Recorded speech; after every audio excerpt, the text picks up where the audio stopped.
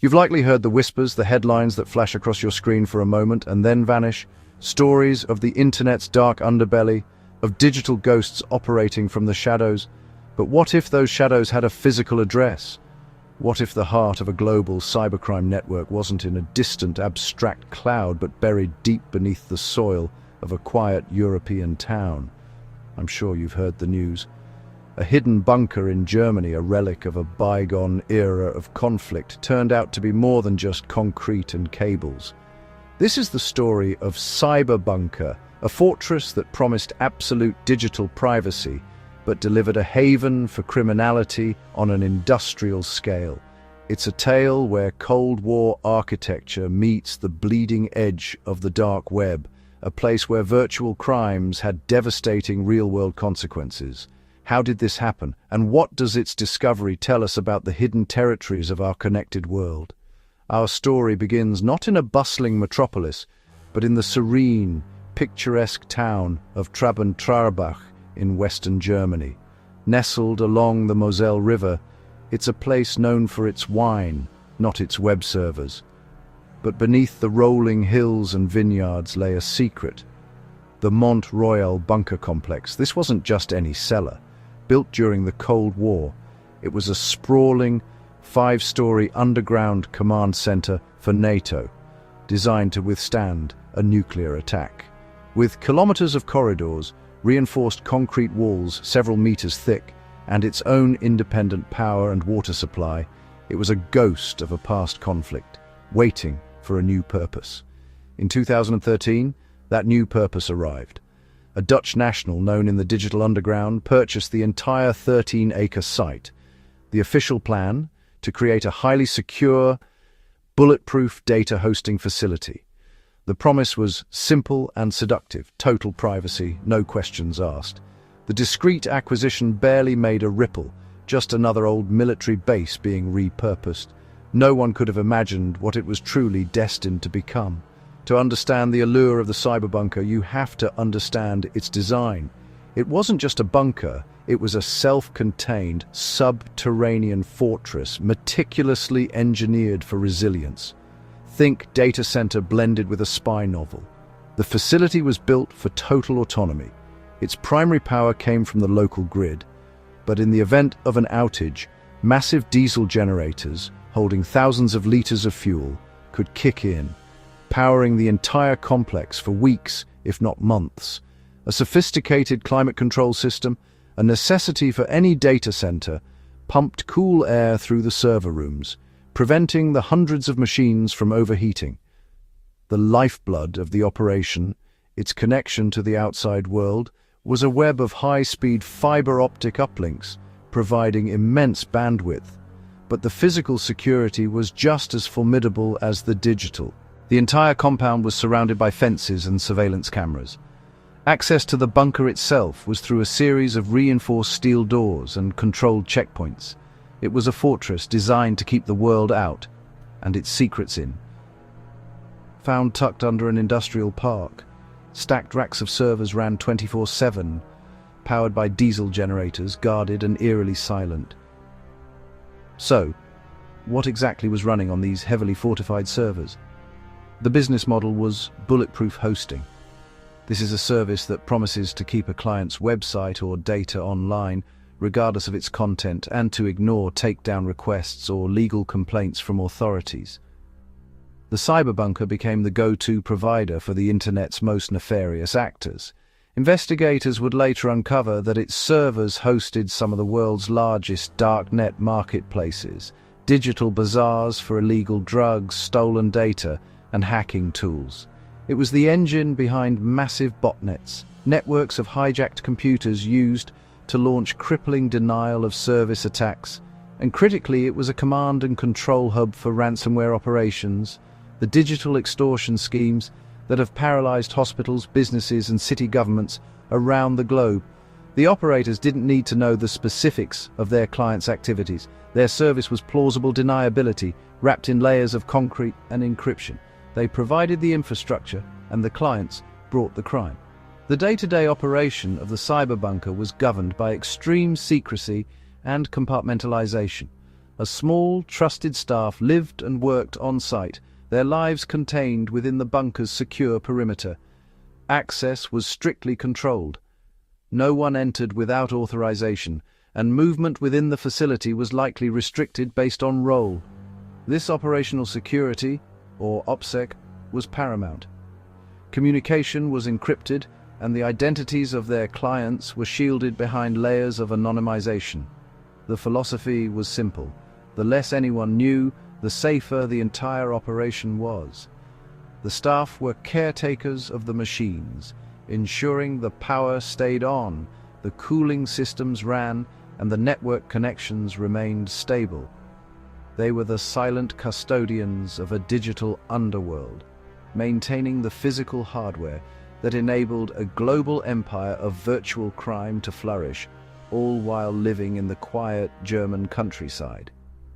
While the bunker operated in silence, its digital echoes were deafening.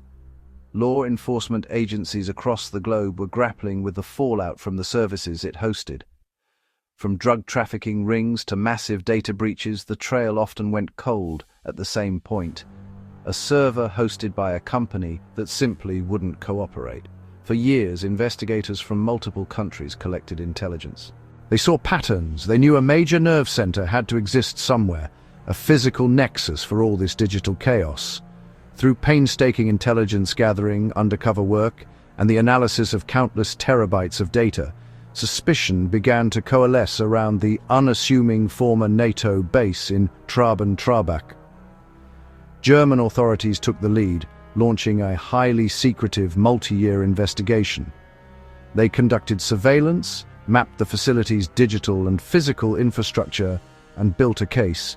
They had to prove not just that illicit activity was being hosted there, but that the operators were knowingly part of a criminal organization. This required obtaining warrants of unprecedented scope and coordinating a massive multinational effort. The stage was being set for one of the largest police actions against cybercrime in European history. In September 2019, after years of covert investigation, hundreds of German police officers descended on the bunker. The raid was executed with military precision. Tactical teams breached the perimeter, securing the facility floor by floor. Their primary objective wasn't just to make arrests, but to seize the evidence, the servers themselves. This was a critical and delicate operation. They couldn't simply cut the power. Doing so could trigger automated scripts to wipe the drives, destroying years of potential evidence. IT specialists worked alongside the police, carefully disconnecting and cataloging each of the more than 200 servers.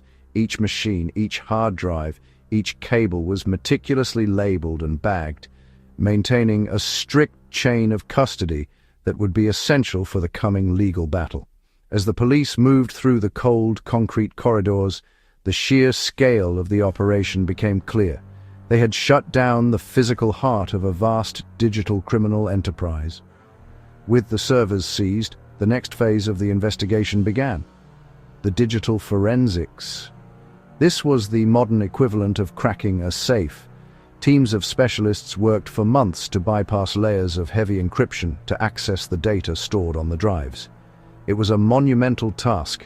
They chased digital breadcrumbs through anonymized routes and complex networks, painstakingly piecing together the activities of the bunker's clients. They followed cryptocurrency flows, tracing Bitcoin and other digital assets from illegal transactions back to their source.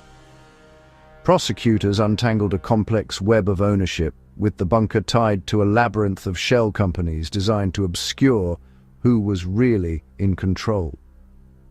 The 2.4 million gigabytes of data they recovered provided an unprecedented look into the mechanics of the cybercrime economy, yielding evidence that would fuel prosecutions around the world. The raid led to multiple arrests, and the subsequent trial was a landmark case in German law. The prosecution's challenge was to prove that the bunker's operators were not merely neutral service providers, but active members of a criminal organization. The defense argued they were akin to a landlord or a telephone company, not responsible for what their tenants or customers did with the service. They claimed they were champions of internet freedom and privacy, but the prosecution presented overwhelming evidence tying the operations directly to international cybercrime. They showed that the operators actively courted criminal clients and built their entire business model around shielding them from law enforcement. In late 2021, the court agreed. The main operator was sentenced to nearly 6 years in prison, with several others also receiving jail time.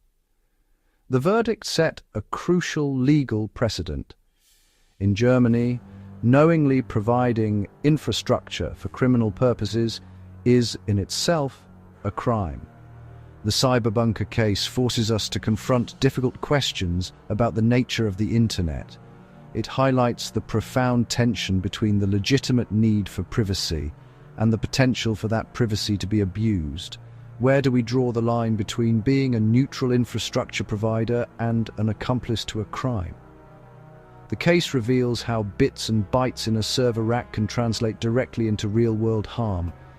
A ransomware attack that shuts down a hospital, a darknet drug sale that ends in an overdose, a data breach that ruins lives. The bunker was a physical manifestation of a philosophical debate. It serves as a stark reminder that the digital world is not a separate reality. It is deeply and often dangerously intertwined with our own. The actions taken in hidden control rooms and on encrypted networks have tangible, human consequences. Today, the cyberbunker is silent.